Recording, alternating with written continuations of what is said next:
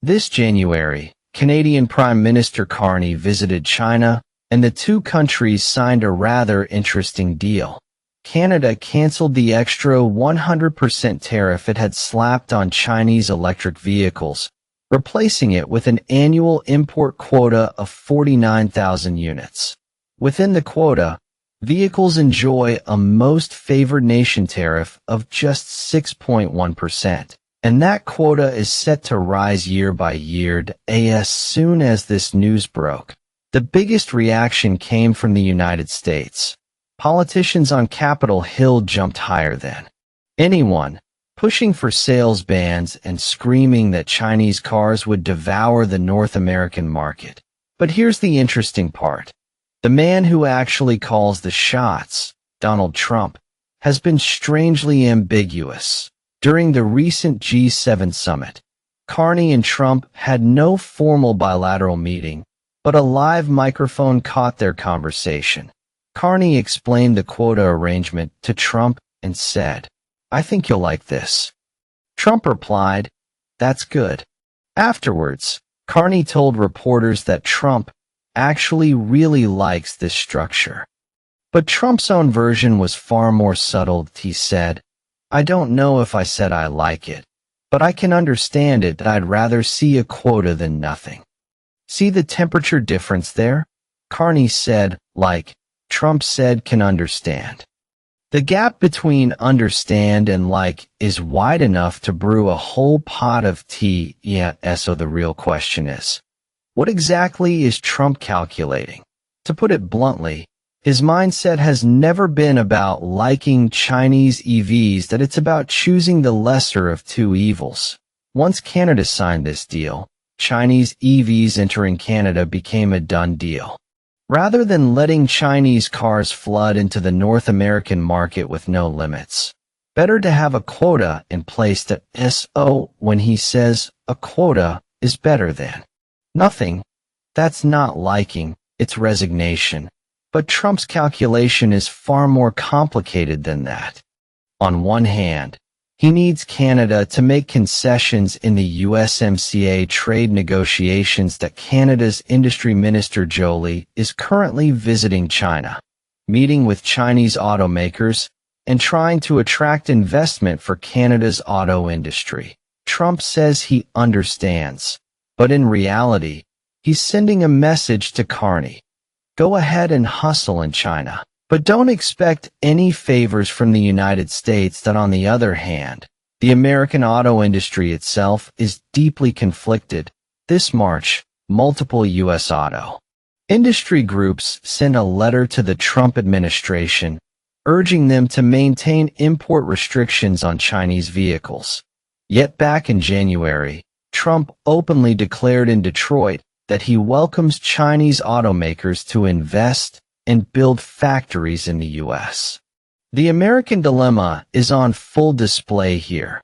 They want to block Chinese cars, but they also covet Chinese EV technology and cost advantages. Now let's look at Carney's side. During the Trudeau era, Canada blindly followed the U.S. and imposed a 100% tariff on Chinese EVs. What was the result? Sino-Canadian relations turned frosty, and when the U.S. wanted to hit Canada with tariffs, it showed zero mercy. After Carney took office, he pivoted toward China, securing an EV quota while keeping a lifeline for Canada's auto industry. And Carney is playing an even longer game, that he doesn't just want to import Chinese EVs. He wants Chinese automakers to build factories in Canada. If that deal goes through, Canada gains investment and technology, while dodging U.S. tariffs under the banner of local production. This is using the opponent's strength against them, leveraging Chinese capital and technology to neutralize America's tariff stick. That a Reuters analysis points out that Chinese cars are cheaper, and many models are far more stylish than those from traditional Western automakers. America's resolve to ban Chinese vehicles is already showing cracks. Removing the barriers for Chinese cars to enter the U.S. market may only be a matter of time and method. Watching this whole drama unfold, the most telling part isn't whether Trump likes it or not, it's that Chinese EVs are muscling their way into global markets with unstoppable force. Canada went from a 100% tariff to 6.1%. The US went from screaming "ban them" to "I can understand." That alone is the best proof of Chinese EV competitiveness. And no matter how Trump flips and flops, market forces speak for themselves. As for all those politicians' theatrics, just watch. And don't take them too seriously. An American auto blogger mercilessly roasted domestic automakers on camera, calling them technologically stagnant and saying their products are hopeless in international markets. Then he turned around and lavished praise on Chinese EVs. After a side-by-side comparison, he concluded that Chinese EVs are not only great value for money, but their technology holds a generational lead, essentially smashing American cars back to the Stone Age. The blogger used BYD as an example that BYD's European sales have now overtaken Tesla's, with single-month sales exceeding 27,000 units, firmly securing its spot as the most popular EV brand in Europe. And it's not just Europe. In markets like Brazil and Mexico, BYD sales are also soaring. Alongside BYD, a whole wave of Chinese EV brands like Leapmotor, NIO, and Xpeng are aggressively pushing into the European market. But here's the tragedy. Americans can't buy a single one of these cars, an American viewer on a live call put it bluntly. What real technological updates have Ford, GM, and other domestic brands actually delivered all these years? No headlight projection technology, no advanced driver assistance. Not even dynamic augmented reality navigation. Compared to Chinese EVs, they're living in a completely different era. He couldn't stop drooling over the BYD Shark pickup that a professional research firm in Detroit actually bought a BYD Seagull and tore it down. Veteran engineers who've spent their entire careers in the industry admitted. The design is simple, but the build quality is solid, and the interior materials could easily belong in a much more upscale model. Even the single wiper is a clever cost control measure and an engineer's smart touch, not a sign of cutting corners. One survey shows that nearly 40% of American consumers would consider buying a Chinese brand car. It's not that Americans don't want them. They simply cannot buy them. Faced with consumer desire and domestic automakers' panic, America's response isn't to race ahead. It's to build wall after wall.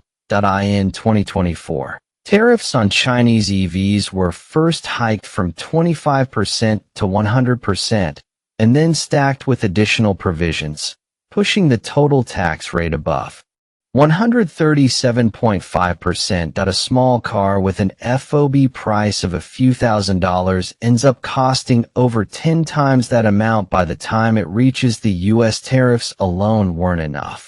Executive orders followed, and by 2026 they passed legislation. It's no longer about where the hardware is made, but where the technology comes from. If a vehicle contains Chinese technology, it's banned from the US market, even if it's produced overseas. Every excuse is draped in the flag of national security, but everyone sees the real calculation.